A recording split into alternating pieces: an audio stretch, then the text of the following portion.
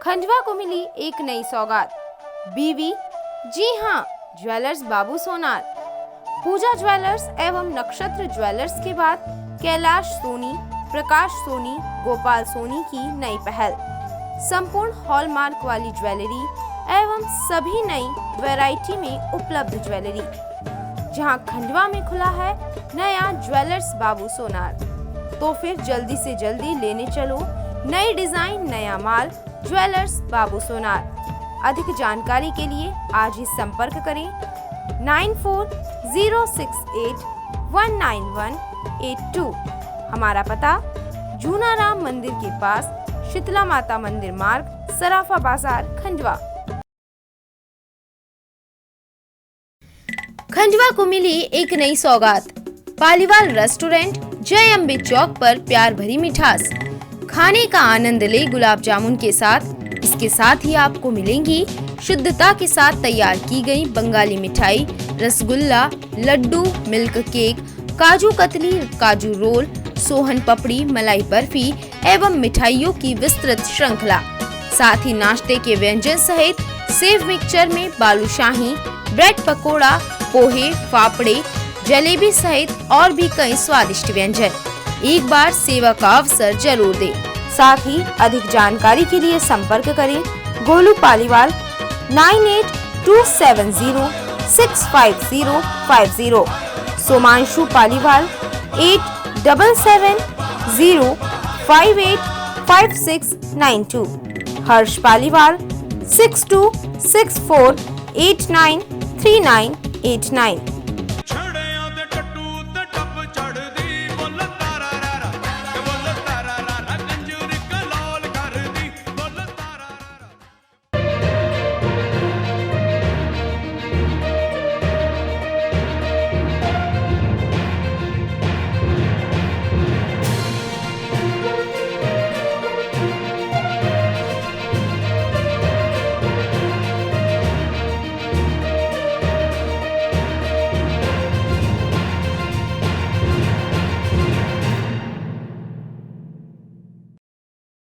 नमस्कार, मैं आपके साथ श्वेता मंडलोई और आइए अब नजर डालते हैं शहर की खास खबरों की ओर।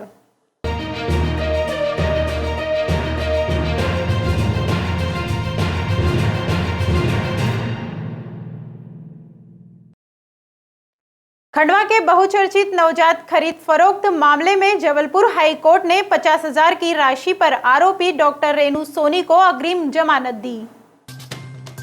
खंडवा के बहुचर्चित नवजात खरीद फरोख्त मामले में जबलपुर हाई कोर्ट ने 50,000 के मुचकले पर आरोपी डॉक्टर रेणु सोनी को अग्रिम जमानत दी है। आरोपी ने थाना शहर कोतवाली में प्रकरण दर्ज होने के बाद से हाई कोर्ट में अग्रिम जमानत के लिए आवेदन दे रखा था। करीब 35 दिन फरारी काटने के बाद 1 सितंबर को कोर्ट ने अंतिम राहत दी। बीते 90 दिन से अंतरिम राहत के आधार पर डॉक्टर सोनी अपने अस्पताल का संचालन कर रही थी। अब अग्रिम जमानत मिली है।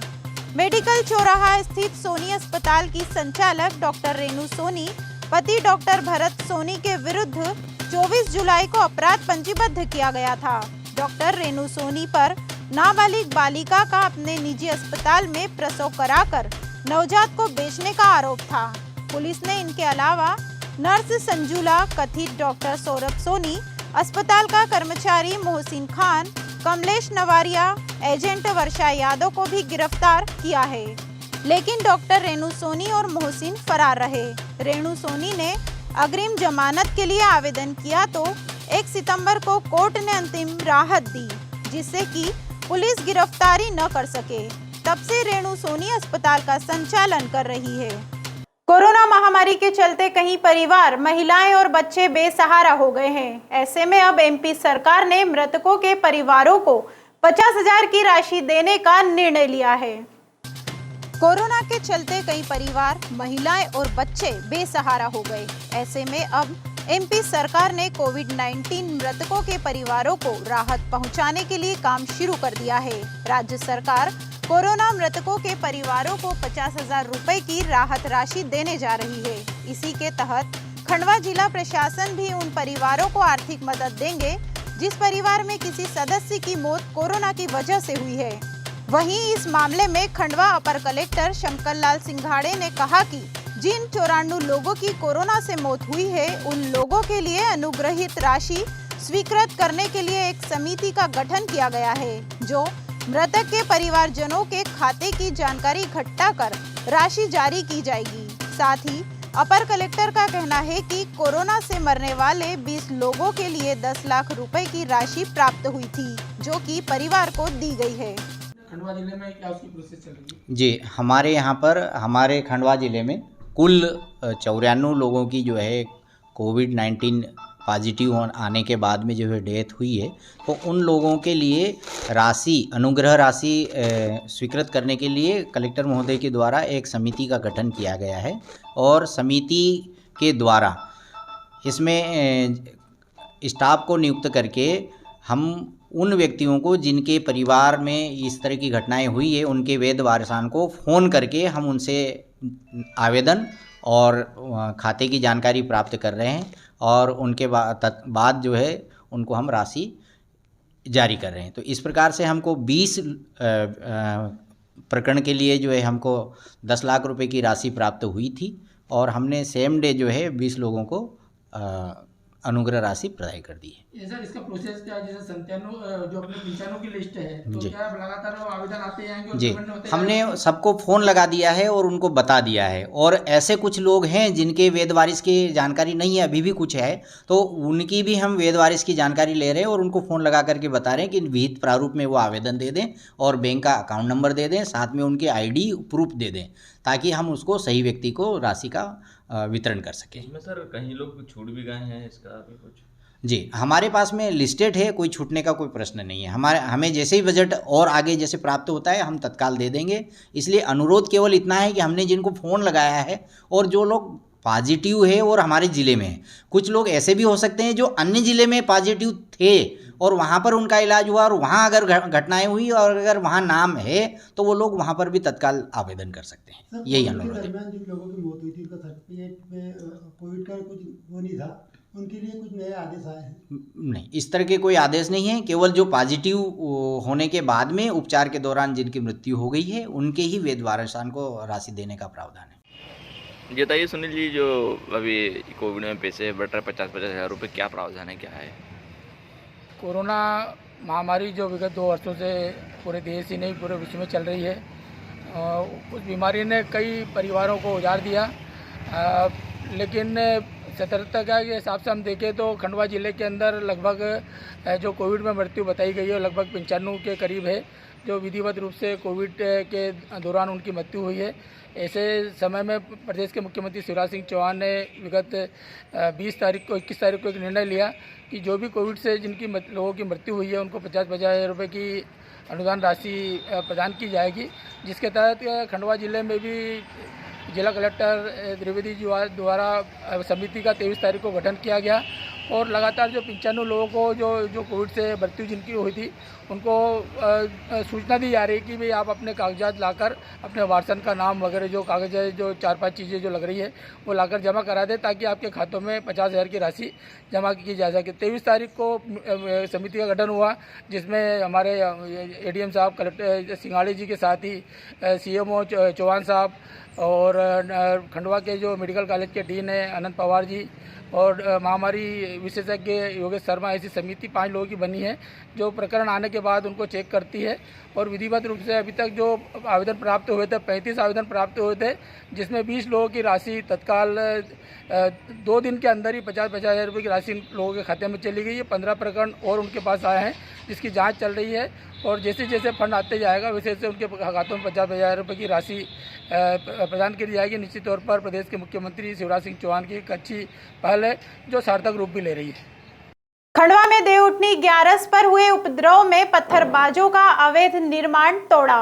नाली पर 2-2 फीट से बने थे शौचालय, कर रहे थे जबरन अवैध अतिक्रमण। खंडवा में मंगलवार दोपहर पुलिस ने गुंडा एक्ट के तहत मुस्लिम बस्ती घासपुरा और बांग्लादेश में अतिक्रमण हटाने की कार्रवाई की। यहाँ नालियों पर 2-2 फीट का अतिक्रमण कर लोगों ने शौचालय बना रखे थे। आरोप ये था कि देवउठनी 11 पर हुए उपद्रव में इन्हीं परिवार के लोगों ने पथराव कर आगजनी की। मंगलवार दोपहर 1 बजे दल बल के साथ पुलिस और नगर निगम का अमला बांग्लादेश कॉलोनी पहुंचा। यहां मकानों का अवैध निर्माण तोड़ने की कार्रवाई की। एक जेसीबी मशीन से 4 मकानों का अतिक्रमण तोड़ा। वहीं सीएसपी ललित गठरे के मुताबिक सोमवार को 4 उपद्रवियों के घरों पर नोटिस चस्पा कर दिए गए थे। गुंडा माफिया अभियान के तहत मकानों के अवैध हिस्सों को तोड़ा गया। वहीं नगर निगम की टीम ने उपद्रव के आरोपी सद्दाम, अब्दुल्ला, रफीक टाऊ व एक अन्य के मकान का अवैध निर्माण तोड़ा है। सोमवार दोपहर इनके घर नोटिस चस्पा दिए थे। नोटिस में अधिनियमों का उल्लेख करते हुए चेतावनी दी थी कि सूचना प्राप्त होने के 48 घंटे में घरों का अतिक्रमण हटा ले। अतिक्रमण करने वाले के खिलाफ नगर निगम केस दर्ज कर कानूनी कार्रवाई भी कर सकता है, जिसमें 6 माह की सजा तक प्रावधान है। लोकसभा में शपथ लेने के बाद सांसद ज्ञानेश्वर पाटिल क्षेत्र के विकास कार्यों को लेकर लगातार केंद्रीय मंत्रियों से मुलाकात कर रहे हैं।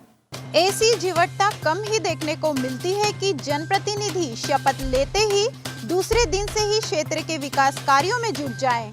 संसदीय क्षेत्र के विकास की चिंता और जनता के सपनों को पूरा करने के लिए खंडवा के सांसद ज्ञानेश्वर पाटिल दिल्ली में वरिष्ठ नेताओं से लगातार मुलाकात कर संसदीय क्षेत्र के विकास का खाका तैयार करने में जुट गए हैं। खंडवा संसदीय सीट से उपचुनाव जीते सांसद ज्ञानेश्वर पाटिल जनता के आशीर्वाद को शिरोधार्य मानकर जनहितैषी कार्यों को क्रियान्वयन के लिए लगातार प्रयासरत हैं। स्वर्गीय नंदू भैया के अधूरे सपने को पूरा करने के लिए उनके उत्तराधिकारी के रूप में सांसद बने पाटिल को कम समय मिला है। आने वाले आम चुनाव से पहले सांसद पाटिल खंडवा संसदीय सीट के अधूरे कार्यों को पूरा करने के लिए लगातार प्रयासरत हैं। लोकसभा में शपथ लेने के बाद सांसद पाटिल क्षेत्र के विकास कार्यों को लेकर लगातार केंद्रीय मंत्रियों से मुलाकात कर रहे हैं। खंडवा में भंडारी पब्लिक स्कूल की छात्रा 4 साल से जिला शिक्षा अधिकारी कार्यालय के चक्कर काट रही है, लेकिन उसकी अंक सूची में कोई सुधार नहीं किया गया। जन सुनवाई के मौके पर उसने सुनाई अपनी आप बीती। 4 साल से स्कूल से लेकर जिला शिक्षा अधिकारी के कार्यालय के चक्कर काट चुकी है, लेकिन बावजूद अंक सूची में सुधार नहीं किया गया, जिसकी वजह से छात्रा बेहद परेशान नजर आई। अपनी समस्या का हल न होने पर छात्रा जन सुनवाई में पहुंच गई, जहां छात्रा ने अपनी आप बीती सुनाई। छात्रा कुमारी पीहू यादव का कहना है कि भंडारी पब्लिक स्कूल में मैंने पढ़ाई करी। सन 2017 और 2018 में 10वीं की परीक्षा दी। वहीं अंक सूची में जन्म तिथि गलत लिखकर आ गई। मेरी जन्म तिथि 3 जनवरी 2002 है, लेकिन मेरी जन्म तिथि 30 जनवरी 2000 अंकित हो गई, जो कि गलत है। इसको लेकर मैंने भंडारी पब्लिक स्कूल के प्राचार्य को कई बार आवेदन दिया, लेकिन कोई हल नहीं निकला। वहीं स्कूल प्रशासन इस ओर कोई ध्यान नहीं दे रहा। 4 साल से भटक रही हूँ। मुझे न्याय चाहिए। मुझे मेरी अंक सूची सही चाहिए, ताकि मैं आगामी दिनों में होने वाली परीक्षा में सम्मिलित हो सकूं और नौकरी के लिए आवेदन भर सकूं। मेरा नाम पीहू यादव है और मैं 19 साल की हूँ। और मेरी समस्या ये है कि मैं जब 10वीं क्लास में थी, तब मेरा जो DOB था वो गलत हो गया था। 03 की जगह 30 हो गया था। और मेरी DOB के लिए मैं 10वीं क्लास से मतलब टीचर्स को बोल रही हूँ कि इसको करेक्ट कर दीजिए, बट उन्होंने उसके लिए कुछ प्रोसेस नहीं करी थी। तो अभी मैं इधर पे कंप्लेंट करने आई हूँ। आज मुझे 4 साल हो गए उस चीज़ को बोलते हुए, और इसके पीछे मेरी 2 मेजर सर्जरी भी हो गई है। मैं रेगुलर स्कूल नहीं जा सकती हूँ, या फिर रेगुलर मैं यहाँ पर भी नहीं आ सकती, क्योंकि मेरा हेल्थ का इशू रहता है। और ये इस चीज़ को 4 साल हो गए हैं। 4 साल में उन्होंने एक भी प्रोसेस नहीं करी, और मैंने जितनी डॉक्यूमेंट्स फाइल्स जो भी मुझसे मांगे गए हैं वो मैंने उनको दे दिए हैं। जो मार्कशीट है उसमें क्या गलती है? मार्कशीट में DOB को लेके गलती है। 10th की DOB सबसे इम्पोर्टेंट होती है, और मेरी वही गलत है। तो इसकी वजह से मैं आगे की लिए जो जॉब्स के लिए फॉर्म वगैरह भरना रहते हैं वो नहीं भर पा रही। कौन सी स्कूल से ये गलती हुई थी और क्या चाहते हैं आप स्कूल प्रशासन से? ये भंडारी पब्लिक स्कूल जो खंडवा में है, उधर से गलती हुई थी, और मैं चाहती हूँ कि वो इसको सही कर दें। आपका परिचय दे दीजिए। पीहू यादव, विनोद कुमार यादव मेरे पिताजी का नाम है, और मैं खंडवा में रहती हूँ। शहर में लगातार ट्रैफिक व्यवस्था बदहाल होती जा रही है, जिसका मुख्य कारण है ट्रैफिक नियमों का पालन न करना। इसी के चलते ट्रैफिक विभाग द्वारा ऐसे लोगों पर कानूनी कार्रवाई की गई जो ट्रैफिक नियमों को अनदेखा करते हैं। शहर में लगातार ट्रैफिक व्यवस्था बदहाल होती जा रही है। इसका सबसे बड़ा कारण है ट्रैफिक नियमों की अनदेखी करना, साथ ही जनता का जागरूक न होना, जिसकी वजह से नो पार्किंग जोन में भी वाहन खड़े कर दिए जाते हैं, जिसकी वजह से ट्रैफिक की समस्या सामने आती है। वहीं ट्रैफिक विभाग द्वारा ऐसे लोगों की कार्रवाई की गई जो लगातार ट्रैफिक नियमों की अनदेखी करते हैं एवं नो पार्किंग जोन में भी वाहन खड़े कर देते हैं। ट्रैफिक विभाग के द्वारा उन गाड़ियों को भी जब्त किया गया जो नो पार्किंग जोन में खड़ी थी। कुछ दिन पहले पत्तल दोना मशीन खरीदी में धोखाधड़ी का मामला सामने आया था, जिसमें पीड़ित अनिल पटेल की 19 नवंबर को शिकायत दर्ज की गई थी। इस मामले में पुलिस ने धोखाधड़ी करने वाले युवक से पूछताछ की। कोतवाली में पत्तल दोना मशीन खरीदी में धोखाधड़ी का शिकार हुए अनिल पटेल की 19 नवंबर को शिकायत दर्ज की गई थी। इस मामले में पुलिस ने धोखाधड़ी करने वाले युवक को थाने बुलाया, पूछताछ की, जिसमें आरोपी का कहना है कि वह 2 महीने में मशीन की राशि लौटा देगा। वहीं युवक प्रजापति हरदा का रहने वाला है, जिसने खंडवा निवासी अनिल पटेल के साथ धोखाधड़ी की थी। जन सुनवाई के दौरान लाहौरी ग्राम की महिलाओं ने अपनी समस्याओं को लेकर कलेक्टर कार्यालय का घेराव किया। लोहारी ग्राम की महिलाएं जो कि स्वयं सहायता समूह से जुड़ी हुई है, अपनी समस्याओं को लेकर कलेक्टर कार्यालय पहुंची थी। महिलाओं का कहना था कि बीपीएल पात्रता सूची में नाम नहीं आने से गरीब महिलाओं को काफी परेशानी हो रही है। हम सभी महिलाएं आज जन सुनवाई में बीपीएल पात्रता सूची में नाम जुड़वाने को लेकर ज्ञापन देने पहुंचे हैं और हमारे गांव में 10वीं और 12वीं के स्कूल नहीं है, जिससे बच्चों को काफी दिक्कतें होती है। यह समस्या लेकर भी हमने आज जन सुनवाई में कलेक्टर को ज्ञापन देकर जल्द ही समस्या का समाधान करने की बात की। सरपंच सचिव भी हमारी समस्या का समाधान नहीं करते हैं। नमस्ते सर, मेरा नाम देवी चाकरे है। मैं ग्राम लोहारी से आई हूँ। बीपीएल कार्ड में पात्रता पर्ची में नाम जुड़वाने के लिए हम सभी महिलाएं, कम से कम हम गांव से 40 महिलाएं आए हैं और एक समस्या हमारी है कि हमारे गांव में 9वीं तक स्कूल नहीं है, उसके लिए आवेदन देने आए हैं और बीपीएल कार्ड के लिए आवेदन देने आए हैं। कितने लोग आए हैं? हम 40 महिलाएं आए हैं, तो सब महिलाएं समूह की महिलाएं हैं। हमारे गाँव में 15 समूह है, 15 समूह से हर समूह से जिस महिला की जो समस्या है, फिलहाल हम बीपीएल कार्ड की समस्या लेकर आए हैं। बीपीएल के लिए सचिव के पास जाओ, सरपंच पास जाओ, पटवारी पास जाओ, सब बोलते हैं हमारे हाथ में नहीं है, आगे से होगा, आगे से होगा। ये आगे कहाँ है, इसलिए हम यहाँ आए थे। बोरगांव पीएससी पर निशुल्क नेत्र परीक्षण शिविर का हुआ आयोजन। 71 मरीजों को लेंस प्रत्यारोपण के लिए भेजा। प्राथमिक स्वास्थ्य केंद्र पर आयोजित शिविर में सोमवार को 190 मरीजों का निःशुल्क नेत्र परीक्षण किया गया।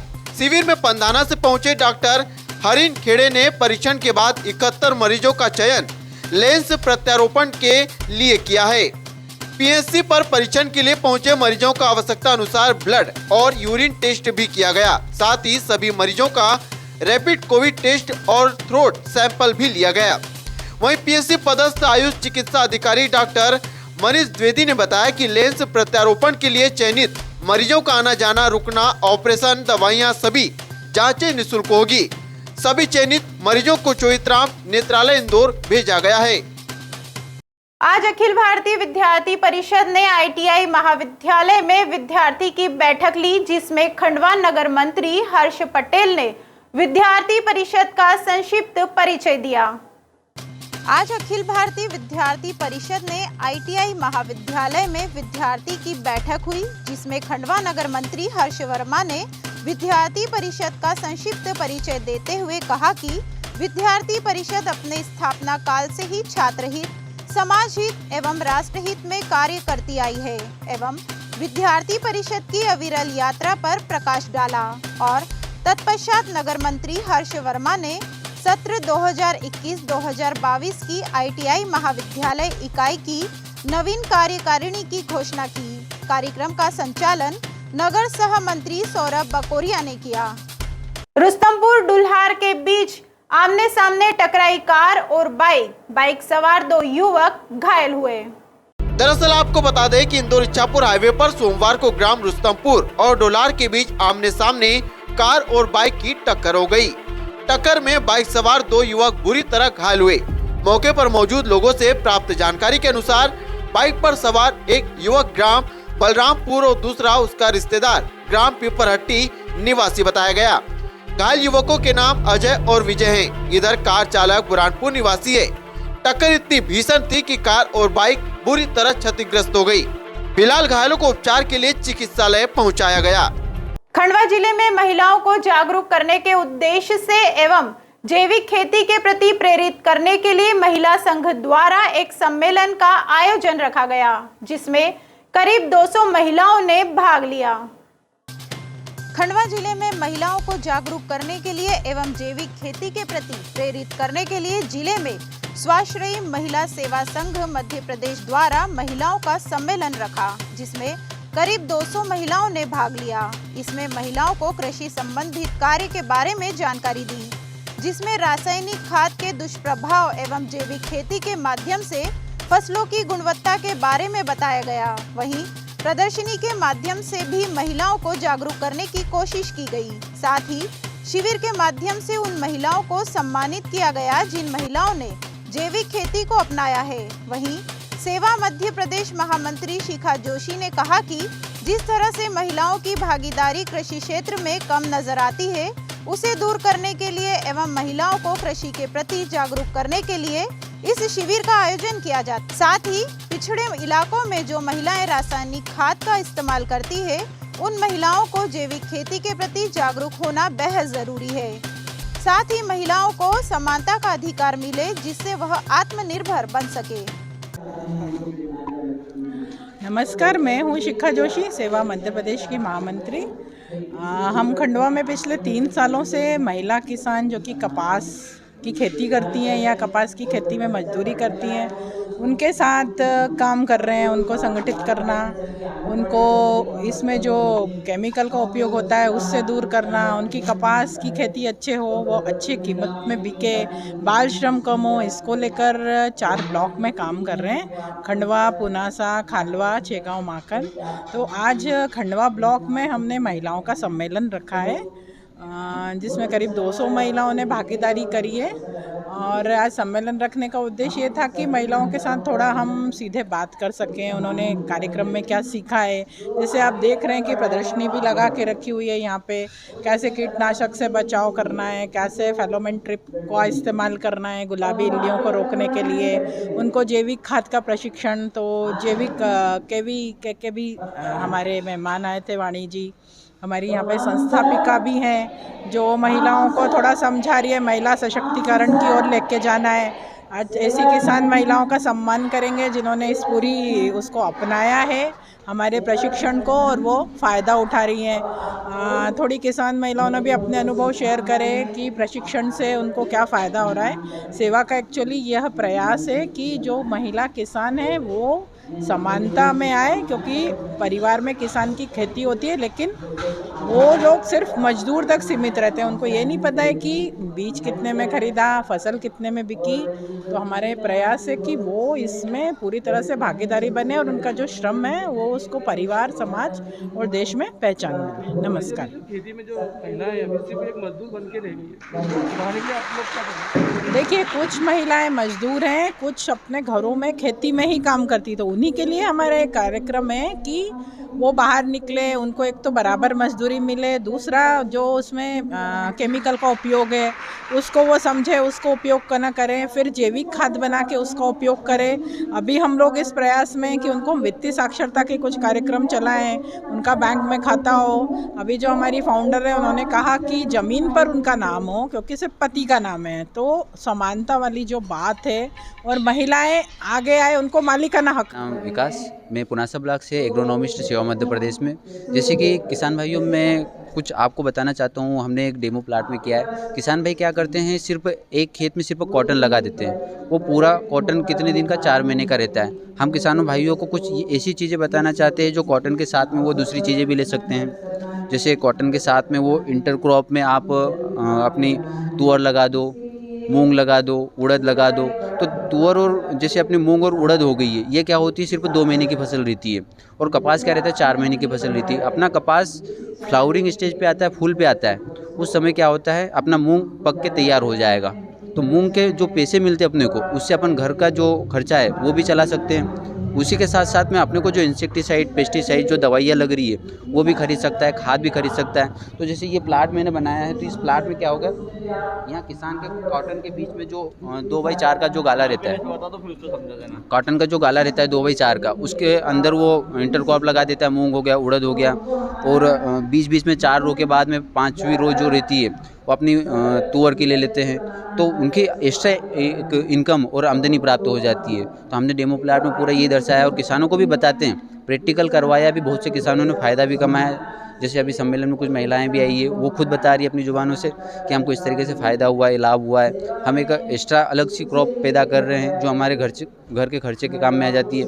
और कुछ किसानों को तो हमने बताया कि आउटसाइड आप जो है मतलब पेड़ पौधे लगा दो, जिससे क्या होगा, कीट वहाँ पे बैठेंगे तो अपनी फसल के ऊपर भी कीट मतलब वो पक्षी आएंगे। तो वहाँ पे जो पक्षी क्या करते हैं, वहाँ पे जो कीड़े लग रहे हैं फसल में, इल्ली लग रही है, तो उन इल्लियों को खाने का काम करेगी पक्षी। तो यहाँ एक अलग तरीके से अपने को हो जाता है। हमने किसानों को टी स्टैंड बताया। टी स्टैंड क्या रहता है, एक इस टाइप की एक लकड़ी रहती है, उस लकड़ी को इस टाइप की बांध देते हैं और उसको खेत में गाड़ देते हैं। तो खेत में गाड़ने के बाद में उस टी स्टैंड के ऊपर पक्षी बैठेगा, तो वहाँ की जितनी इल्लियाँ रहेगी उनको खाने का काम करेगी, मतलब इल्लियों को खाएगा वो, तो उनको एक भोजन मिलने लगता है। तो वहाँ पे धीरे धीरे मतलब पक्षियों का आना जाना बढ़ता चले जाता है। इस तरीके से हम डेमो प्लाट में अदर एक्टिविटी और दर्शाते हैं। कुछ वर्मी कंपोस्ट के बारे में बताते हैं। खुद किसान घर पे ही जैविक खाद, मतलब अब जो अपना गोबर का खाद रहता है उसको वर्मी कंपोस्ट के द्वारा बनाकर अपना जो खाद के ऊपर जो वेस्ट पैसा जा रहा है, ज़्यादा मात्रा में जो खाद लग रहा है, उसको कम किया जा सकता है वर्मी कंपोस्ट डाल के। इस तरीके से हम जो डेमो की एक्टिविटियाँ हैं वो दर्शा के ड्रिप का उपयोग करवा के, मतलब जहाँ तक हमारा मेन उद्देश्य है किसान को कम खर्चा लगे और अधिक उत्पादन हो, और कम खर्चे को करने के लिए हम इस तरीके की एक्टिविटी और इस तरह के प्रदर्शन करते हैं किसानों को अपनाने के लिए। मेरा नाम विकास डोडे है।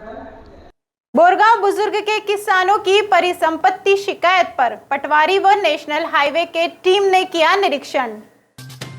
इंदौर इलाहाबाद 4 लेन निर्माण के लिए अधिग्रहित किसानों की भूमि में कुछ किसानों ने परिसंपत्ति की गणना छूटने की शिकायत की थी। सोमवार को किसानों की शिकायत पर पटवारी नैनसिंह चौहान और नेशनल हाईवे की टीम ने किसानों के खेतों पर पहुंचकर परिसंपत्तियों का निरीक्षण किया है। पटवारी नैनसिंह चौहान ने कहा कि 4 लेन अधिग्रहण की प्रक्रिया में कुछ किसानों ने परिसंपत्ति की गणना छूटने की शिकायत की थी, जिसको लेकर आज किसानों के खेतों में पहुंचकर निरीक्षण किया है। खंडवा में आज दिव्यांग एकता मंच द्वारा एक बैठक कलेक्टर कार्यालय में रखी गई थी। आगामी 3 दिनों में होने वाले इस कार्यक्रम पर चर्चा की गई। खंडवा में आज दिव्यांग एकता मंच द्वारा एक बैठक कलेक्टर कार्यालय में रखी गई थी। आगामी दिनों में 3 दिसंबर को विश्व दिव्यांग दिवस पर कई कार्यक्रम आयोजित होंगे। इसको लेकर आप कलेक्टर कुमार सानू और दिव्यांग मंच के पदाधिकारी गण उपस्थित थे। बैठक में निर्णय लिया गया कि यह आयोजन स्टेडियम ग्राउंड में आयोजित होगा। कोविड-19 के तहत आयोजन किया जाएगा, जिसमें 300 से अधिक दिव्यांग उपस्थित रहेंगे। खेल गतिविधियों के साथ सांस्कृतिक कार्यक्रम का आयोजन भी किया जाएगा। साथ ही इसमें प्रथम, द्वितीय, तृतीय आने वाले दिव्यांग साथियों को पुरस्कृत भी किया जाएगा। जैसे दिव्यांगों के लिए कुछ हमारे ट्राइसिकल वगैरह है जी, व्हीलचेयर है।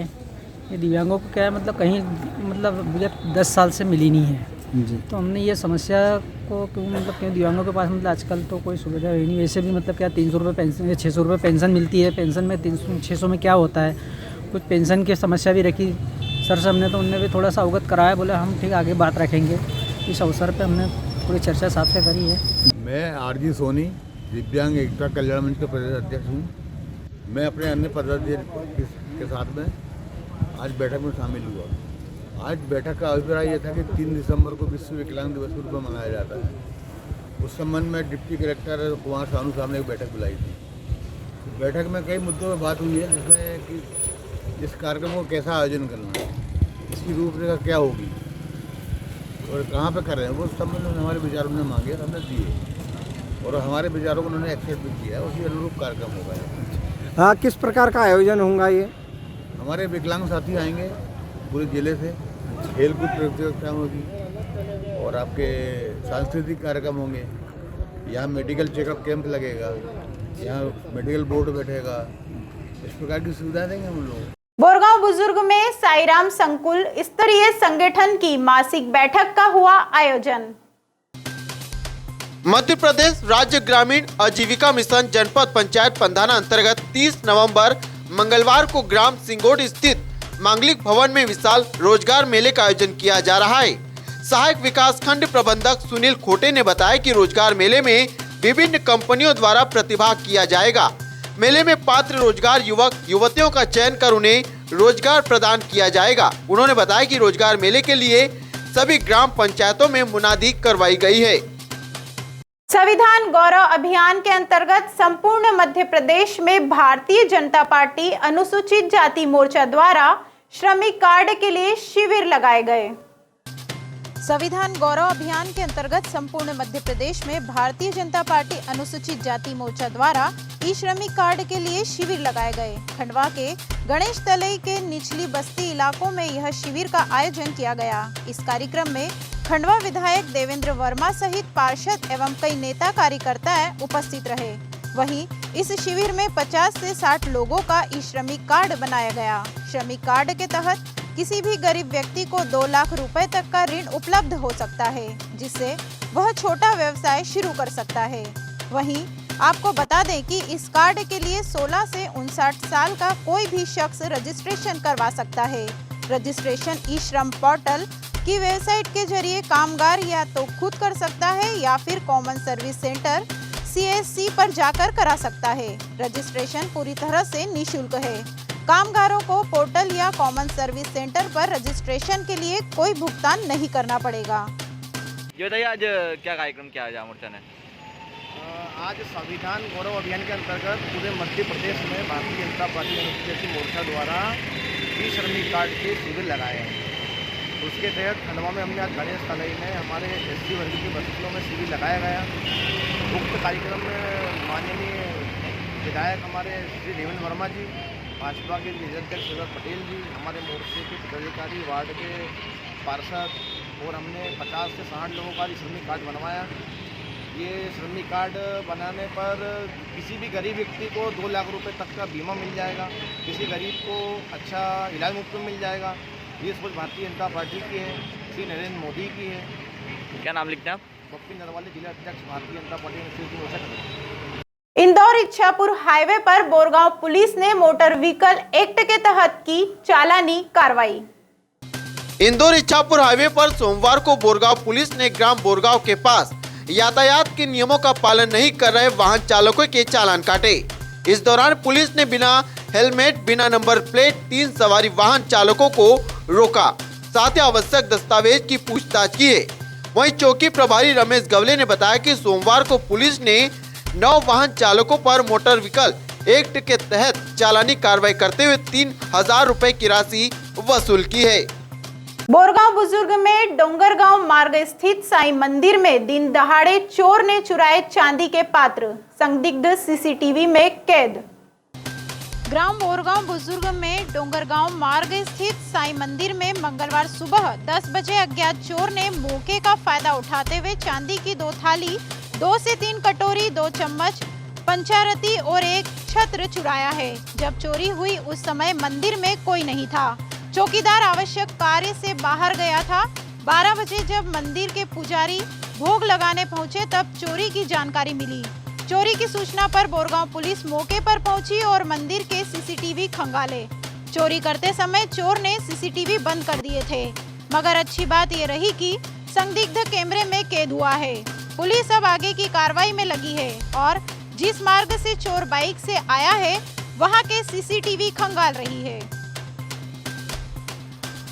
इस अंक में फिलहाल इतना ही। अगले अंक में आपसे फिर मुलाकात होगी। तब तक के लिए नमस्कार।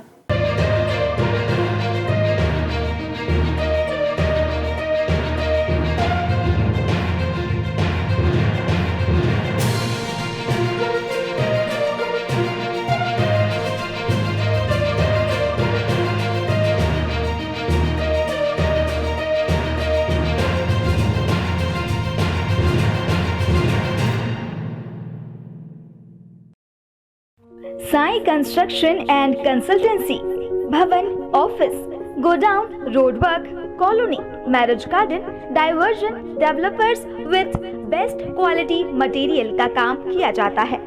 यहाँ पर सभी प्रकार के भवनों के नक्शे बनाए जाते हैं। Drawing, design, elevation, interior design, structure design एवं निर्माण कार्य किया जाता है।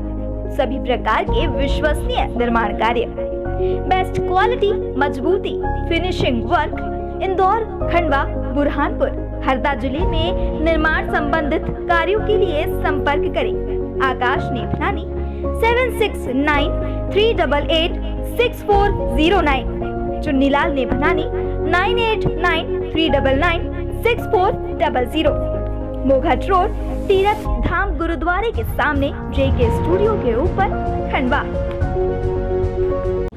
खाने के शौकीनों के लिए खुशखबरी, RNK केटरिंग एंड इवेंट्स अब रेस्टोरेंट के साथ साथ पेश करते हैं online food delivery services. Online order के लिए प्ले स्टोर से डाउनलोड कीजिए हमारी application RK home online food delivery, तो आनंद लीजिए लजीज व्यंजनों का। होम डिलीवरी एवं अधिक जानकारी के लिए संपर्क करें हमारा नंबर 9644960504।